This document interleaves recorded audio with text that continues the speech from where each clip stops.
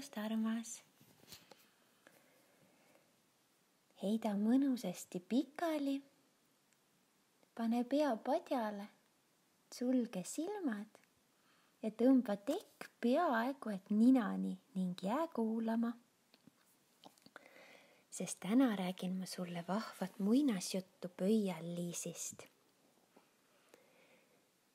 Elas kord üks naine, kes tahtis endale kangesti lapsukest. Ja ta mõtles, et läheb ühe vana nõiamoori juurde ja küsib abi.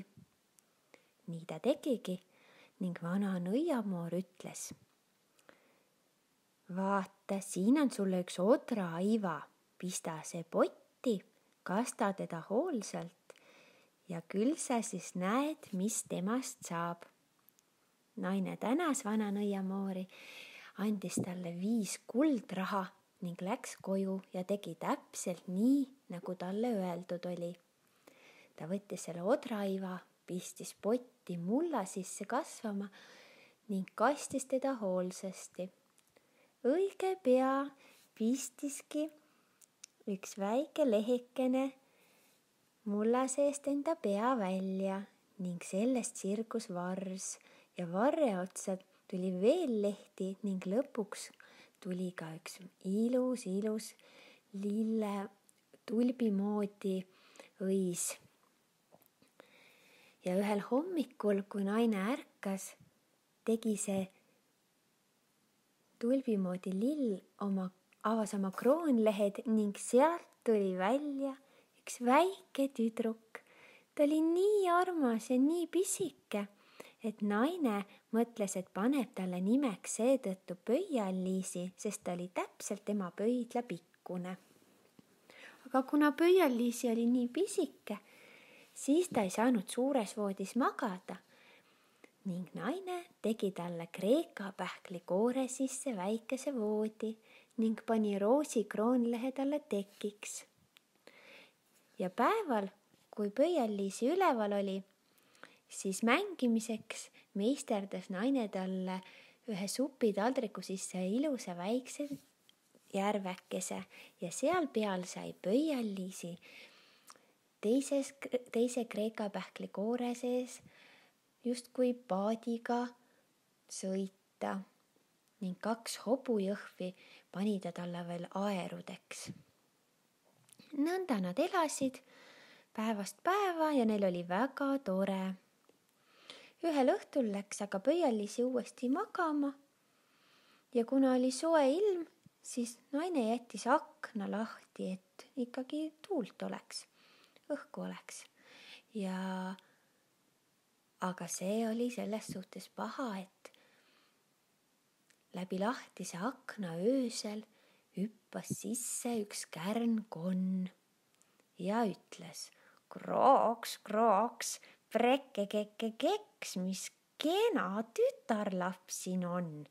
Viin ta õige endale oma pojale naiseks. Krooks, krooks, prekke-kekke-keks. Ja nii see konn tegigi.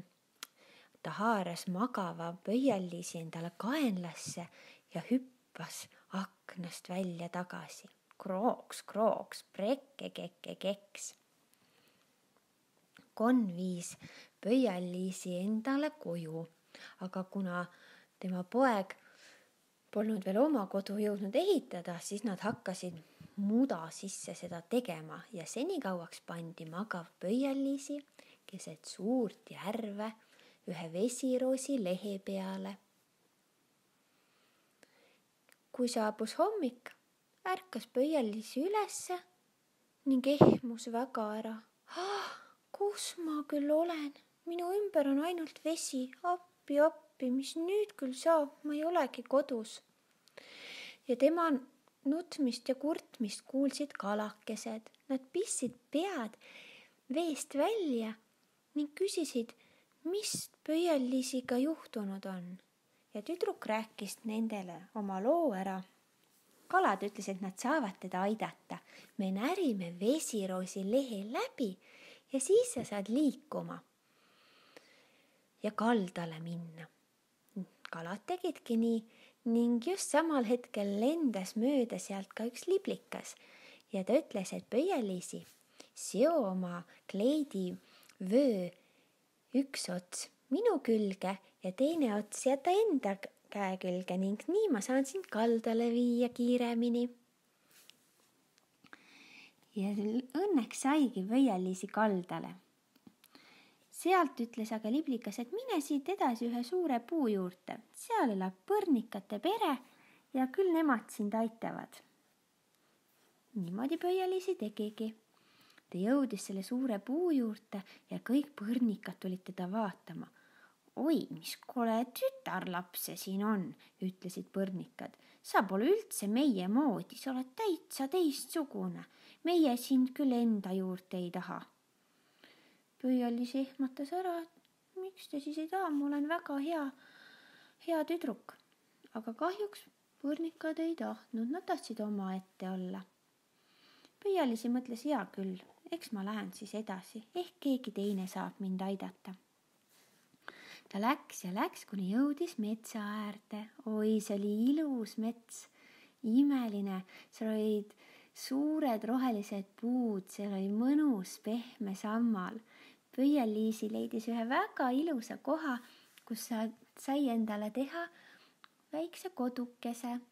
Tal oli suur seen lauaks, väiksem seen tooliks ning kortslehe sisse tegi ta endale voodi. Ta sõi päeval mõnusaid metsmaasikaid ja mustikaid ning magas öösiti enda pehmes kortslehest voodikeses. Tal oli seal täitsa tore. Kui aga saabus sügis, tõmbus kortsleht kokku ja krimpsu. Puudelt langesid lehed, mustikad ja maasikad said otsa ning külm tuul ajas Pöial-Liisile külma peale. Ta mõtles, mis nüüd teha, tal oli juba külm olla ja enam ei olnud seal metsas nii tore. Niisiis mõtles ta, et ei, nüüd on aeg edasi liikuda. Aga metsa ääres oli põld ning põllu ääres nägi ta ühte hiirekest toimetamas ja rääkis talle oma loo. Hiiretädi ütles, et jaa, kõik saab korda, ära muretse, mul on urg. Ma saan sulle kuivad riided anda ja sina saad mind aidata. Ja siis nad elasid seal hiireurus, hiirepesas. Seal oli ka päris tore, aga hiir oli endale kogunud toitu ainult nii palju, et jaguks talle talveks. Ja kuna nüüd oli Pöial-Liisi ka juures, siis ta ei teadnud, mis nüüd teha. Ja ta ütles, tead, mis Pöial-Liisi, minu toit saab otsa, kui me kahekesi seda sööme, aga ma tunnen ühte rikast meest, Muti onu. Tema elab maa all ja tal on maa all suured käigud ja ta on väga rikas, tal on seal käikudes väga palju kõiksugu toitu ja asju. Ma tutvustan sind talle ja ehk saad sina tema juures edasi elada. Ta tutvustaski, nad läksid Muti onule külla ja nad läksid sinna maa alla sügavasse koopasse. Aga seal oli väga pime ja Pöial-Liisi natukene mõtles, et tegelikult talle meeldiks ikkagi päike. Aga kuna hiire ema oli nii lahke temaga olnud, siis ta ikkagi oli nõus selle Muti onuga tuttavamaks saama ja jäi tema juurde elama. Üks päev kõndis ta seal koopas käigus ringi, kui ta märkas ühte linnukest. See oli pääsuke, kes oli enda tiiba vigastanud ning nüüd lamas seal Muti käigus. Ja Pöial-Liisi küsis, kuidas sa siia küll sattusid, väike pääsuke, ja pääsuke ütles, et ta oli kukkunud. Ta oli tiiba vigastanud, nüüd ei saa ta siit kuidagi välja, sest ta tiib valutab. Aga Pöial-Liisi oli nii lahke, et ta hakkas seda pääsukest ravimas käima. ta viis iga päev talle toitu ja juua ning tohterdas tema tiiba. Ja ühel päeval saigi Pääsuke täitsa terveks ja ütles Pöial-Liisil, kas tead, Pöial-Liisi, aitäh sulle, et sa mind aitasid ja tänu sellele, et sina mind aitasid, saan ma nüüd lõunamaale lennata. Me lendame homme. Kas sa tahaksid meiega kaasa tulla? Pöial-Liisi aga ütles, et ma ei tea, Pääsuke, ma lubasin juba Mutianule naiseks minna. Et ma pean mõtlema. Ja tegelikult Pöial-Liisi tahtis päikest, ta tahtis lilli näha ja ta mõtles, et kui ta nüüd Mutianuga abiellub, siis ta peab eluks ajaks võib-olla jääma sinna pimedasse käikudesse, pimedasse koopasse, et tegelikult tema hing tahab ikkagi päikest ja sooja ja lilli ja liblikaid näha. Ja ta otsustas, et ei, tema läheb ikkagi Pääsukesega kaasa. Ja ta saigi Pääsukese järgmisel päeval kätte ning ütles, et jaa, ma tulen sinuga kaasa. Ning Pääsuke ütles, roni siis mu selga, seo ennast oma kleidivööga minu külge kinni ja me saamegi lennata.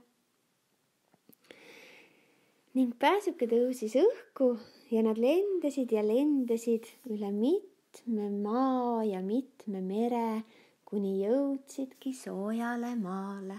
Oi, seal oli nii mõnus. Ja Pääsuke viis Pöial-Liisi ühe ilusa võlupuu juurde. See oli üks imeline puu, see sädeles, sätendas ja seal puu otsas elasid haldjad. Ja kõik need haldjad olid täpselt sellised nagu Pöial-Liisi. Nad olid täpselt tema pikkused, täpselt tema moodi. Ainukene erinevus oli neil see, et haldjatel olid tiivad, aga Pöial-Liisil tiibasid polnud. Pääsuke jättis Pöial-Liisi nende juurde, sest nad olid tõesti sõbralikud temaga. Ja Pääsuke lendas ise edasi. Aga need haldjad, nemad kinkisid Pöial-Liisile ka ühed tiivad, nii et Pöial-Liisil oli nüüd kõik hästi. Ta elas koos nende haldjatega, kes olid täpselt tema moodi ja sõbralikud, ning tal olid nüüd ka tiivad ja kõik oli hästi. Aga see Pääsuke, tema lendas ühe valge maja juurde ning tegi katuse rääst alla endale pesa. Selles majas elas aga üks naine ja Pääsuke rääkis talle selle loo. Ja nõnda see naine rääkis selle loo kõikidele teistele edasi, keda tema teadis. Ja nii jõudis see lugu ka minuni. Ja nüüd ka sinuni.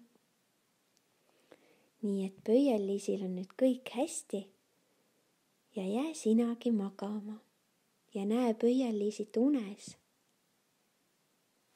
Head und, armas!